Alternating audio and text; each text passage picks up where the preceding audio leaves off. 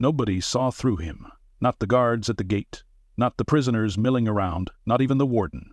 When Ibrahim Traoré walked through the gates of Coca prison, he was just another name on a file. Moussa Dio, age 38, arrested for a petty theft that didn't even involve a weapon. But that was just the cover, because Moussa Dio was really the acting president of Burkina Faso, dressed down in rags, hair a mess, eyes lowered, carrying the quiet weight of someone who knew what he was doing, even if no one else did. So why did he come? For months, his office had received glowing reports about Coca. All good, no problems, inmates doing fine. But then came the anonymous letters, whispered accounts, things that didn't show up in official files, stories of beatings, starved men, people who simply vanished. Two versions of the truth, and Traoré knew he couldn't trust either. The only way to find out was to go inside himself. And just like that, the president became prisoner. C-711. The routine was grim. Same old soiled uniform, same filthy blanket, same dead-eyed stares from the other inmates. He was placed in cell block C7, a part of the prison known for being especially bad, the kind of place people feared inside a place already built on fear. He sat on the bottom bunk, keeping his head down, didn't speak unless spoken to. Eventually, someone did. "New guy," a deep voice called from across the cell. A massive man leaned forward from the top bunk, eyes sharp, a mix of curiosity and threat. "What'd you do?" "Robbery," Traoré said flatly, meeting the man's gaze without blinking. "Didn't have a weapon. Just bad luck, I guess." The man grinned a little. "Yeah, luck." He introduced himself as Bari. He wasn't just another inmate. He ran the place, more or less. If you wanted protection or needed to be left alone, Bari's word decided that. "And you?" Traoré asked, nodding. Bari's smile disappeared. 15 years, murder, robbery, the works. But really, my crime was getting caught. That night, after lights out, a quiet noise drifted across the block. A soft, pained moaning. It was coming from a bunk in the far corner. Traoré leaned up and squinted through the dim light. A young man lay there, curled up, fevered and frail, like his body was giving up. "What happened to him?" Traoré whispered to a nearby prisoner. The man sighed. "His name's Gaspar. Guards beat him a couple weeks back, broke some ribs. They didn't do a damn thing after that, and now he's got an infection. Probably spreading." "Isn't there a doctor?" Traoré asked. That got a bitter chuckle from a few men nearby. "There's no doctor," someone muttered. "You either survive, or you don't."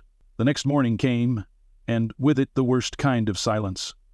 The guards walked in before the doors were unlocked. They made a beeline for Gaspar's bunk. He wasn't moving. The head guard, a man named Bolot, looked at the body and barely blinked. "Another one gone," he said flatly. "Pack him out." Two guards dragged Gaspar's limp form out like it was trash. No ceremony, no respect. Just routine. Traoré clenched his jaw, his rage buried deep. He didn't flinch, didn't speak, because here, if you reacted, you suffered. Then Below pointed at him. "You, kitchen duty, now." The prison kitchen felt like an extension of the punishment. Dim, damp, reeking of grease and rot. Everything looked old, like it hadn't been cleaned in years, and probably hadn't. They handed Traoré a knife and a pile of vegetables that were barely recognizable. Mushy, moldy, some already swarming with flies. He stood beside an older inmate and asked quietly, "We're really supposed to cook with these?" The man gave him a tired smile, the kind that said, "You're new here, aren't you?" "Not for us," he replied. "We get what's in that pot over there." He motioned to a cauldron in the corner, boiling something that looked more like gray sludge than food. "What about that one?" Traoré pointed toward a separate pot. Newer, cleaner, handled by a different inmate. "That's for the guards," the man muttered. "They eat meat, vegetables that aren't rotting, bread that doesn't crumble like dust. We eat bones. They get broth. We get what's left when they're done." No one complained. No one even looked up. They just kept working, slicing, stirring, serving. Later that night, back in cell block C7, Bari approached again. "Got something to show you," he said quietly. They moved toward the end of the hallway, where the light barely reached. "There's a room," Bari said, "all the way down that passage, locked most of the time. You hear screaming sometimes, or nothing at all." Traoré listened. "It's where they take you when they want something," Bari said. "Money, favors, silence. You go in there, you come out a different man. If you come out, And people know about this? Traoré asked. Bari gave him a long look. We all know. Some just pretend not to, because what else can you do? Traoré let that settle in his chest. It's a whole economy down here, Bari continued. You want a decent meal? Pay. Need paracetamol? Pay. Want to stay alive another week? Find someone to bribe. If you don't have family on the outside or some stash somewhere, you're screwed. How long's this been going on? Bari scratched at his arm. Always. But it's worse now. Since Warden Cabor came in, the next day confirmed everything. Another inmate, barely 20, died after being dragged into the room. He wasn't sick. He didn't collapse. He was taken in for discipline and came back in a body bag. Why him? Traoré whispered that night. Bari answered with one word. Money. His people couldn't pay. Traoré stayed silent, but inside something cracked. Then came the screams, late at night, again and again and again. He turned to Bari, not even trying to hide the ache in his voice. Why do they keep doing this? Because they can, Bari said. Because it makes money. Ministry sends a budget per prisoner. On paper, this place looks like a model prison. But the reality? He paused. You've seen it. Day 4 came with a shift in the air. 2 guards stormed into the block, grabbed Traoré roughly and yanked him out. This way, newbie, one said, smirking. The warden wants a chat. They didn't go to an office. They dragged him to the room. It was worse than he imagined. Dried blood on the walls, metal tools meant to hurt, a thick iron chair bolted to the floor with cuffs and leather straps, and standing in the doorway, Warden Cabor, wide, smug, polished uniform, holding Traoré's fake file. So, he sneered, Musa Dio, or whoever the hell you are. He flipped through the papers, eyes sharp. You've been asking too many questions, talking to the wrong people. I'm just trying to stay alive, Traoré said evenly. Cabor gave a sick little laugh. Then you'll want to cooperate, 'cause here, survival costs money. He tapped the file with a finger. You got family? Anyone who'd pay 500,000 CFA for you? Traoré didn't answer. Cabor shrugged and gestured to the wall of torture devices. Then I guess it's time for some fun. But Traoré raised his hand slowly. Calmly. I think, he said, you might want to see who I really am first. Cabor smirked. Sure. Show me. What are you, a prince? Traoré reached into his pocket and pulled out a tiny plastic device. Pressed the button. Cabor's smirk faded. What did you just do? Traoré stood straighter now. Called for help. And they're very, very close. Within seconds, the door burst open. Special forces, armed, silent, efficient. Cabor staggered back, eyes wide. Who are these men? Traoré stepped forward, voice clear and steady. I am Ibrahim Traoré, and you, Warden Cabor, are under arrest. For a second, Warden Cabor didn't move. His face went pale. His legs looked like they might give out. This isn't real, he muttered. But it was, every bit of it. President Ibrahim Traoré stood calmly as the special forces surrounded them. The room that was once used to torture people into silence was now silent for a different reason. Fear. Cabor tried to speak, but the words came out scrambled.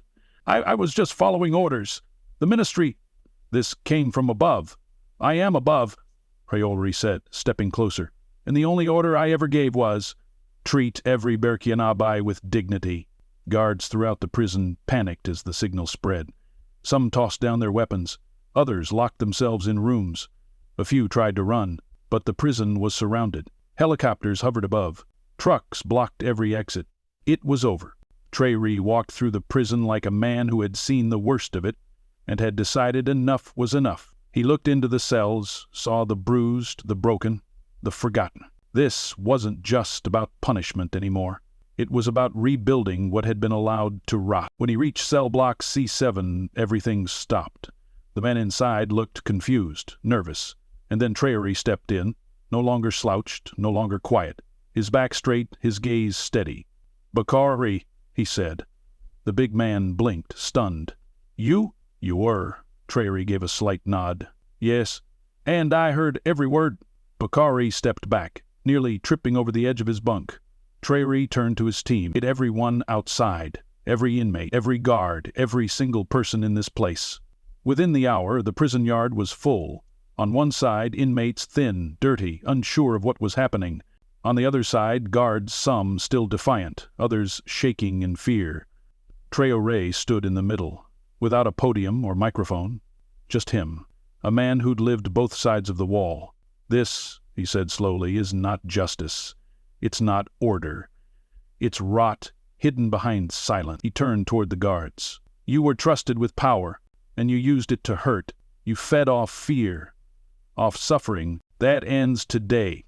He faced the prisoners. "And you no longer invisible. You're not less. You're not trash. You're citizens."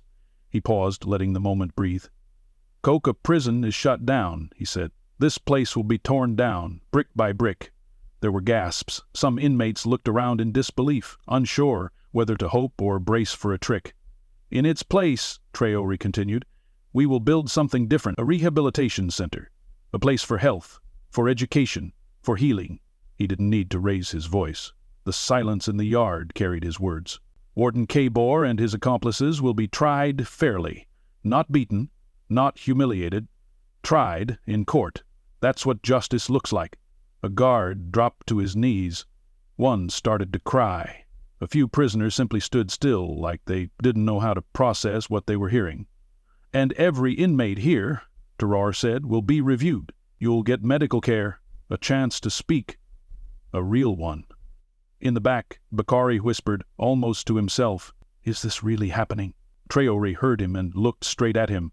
"Yes," he said, "because justice doesn't live in silence. It speaks." And the place once called Coca Prison, it was unrecognizable.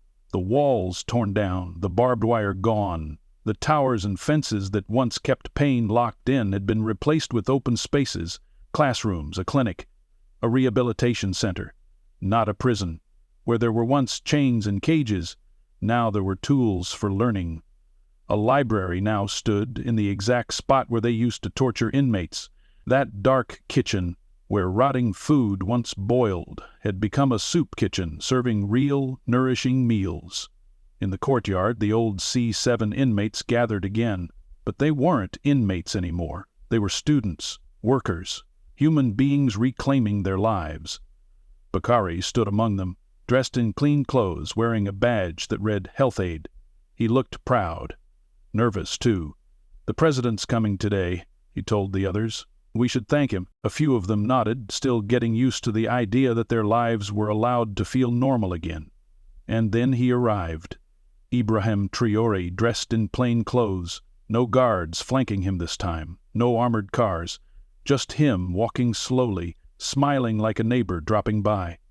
He didn't come to give a speech. He came to listen, to shake hands, to hug. When he reached Gaspar, the young man who once lay dying in his bunk, now healthy and standing tall, the boy broke down. "You saved my life," he whispered. Traoré placed a hand on his shoulder. "No," he said softly, "we saved each other. That's what a country is. It's everyone lifting each other up." Bakari joined them, emotion in his eyes. "You don't clap for a ruler who stands above you," he said, voice catching, "but you do hug a brother who stood beside you." Traoré nodded. "The prison," he said to the group, "shows what kind of nation we are. And today, we choose pride, not shame." And somehow, that line stuck. It felt real, not just a headline, but a truth. The Coca Prison incident became more than a story. It started something bigger. Across Burkina Faso, prisons began to change. The brutality, the silence, it wasn't invisible anymore. Warden Cabor and the others faced trial, publicly, fairly, and in the years that followed, the story of a president who lived like a prisoner for 6 days echoed beyond Burkina Faso, across Africa, across the world. Because when Traoré was asked later why did he do it, he didn't say for power or to make a statement. He said this: "Real power is protecting the weak. Real leadership is feeling your people's pain. And real freedom only happens when there is justice for all." And that was the lesson, one not taught in courtrooms or politics, but inside the walls of a prison that no longer exists.